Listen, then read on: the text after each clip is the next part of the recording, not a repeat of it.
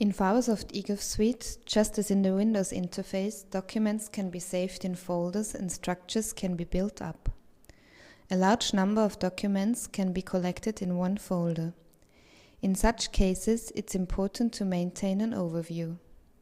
In this tips and tricks video, we will show you how you can best handle long lists in Fabasoft eGov-Suite so as not to overlook important documents. We find ourselves in Mark Miller's desktop. In the folder Project Documentation, there are more than 100 documents.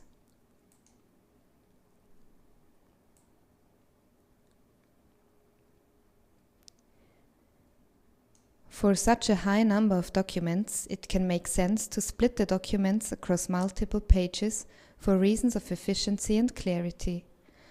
The navigation elements and the current page that you are on is displayed top right over the list.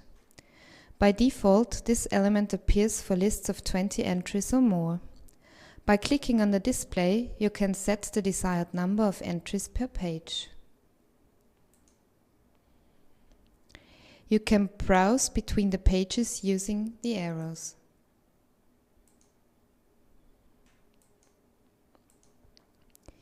If you don't find the desired entry in the list at first glance, you can filter the list according to keywords. If you look for documents whose name includes the term statement, for example, right-click on the column name, select Filter Column, and enter the relevant term. Now only documents with the word statement are displayed. The filter function applies, of course, to all entries across all pages. Selecting the menu entry filter column again removes the filtering and all documents are displayed again. A further function in Fabasoft eGov-Suite is sorting according to one or multiple criteria according to the relevant column content.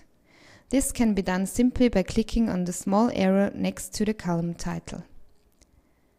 Repeat this step if you want to sort according to a second criteria. The sorting follows the order in which the columns are clicked and is displayed through the number next to the small arrow. Clicking on the number or small arrow deactivates the sorting. Furthermore, you can define a grouping, for example according to the creator. To do this, right-click on the column created by and select Group in the menu. The documents are then grouped according to their creator. Simply deselect the menu entry to remove the grouping. Documents can also be arranged by drag and drop.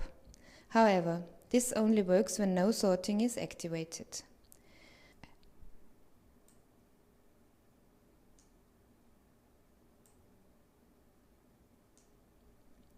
Please note, if you create a new document or paste the document via the clipboard, this document is added to the end of the list by default.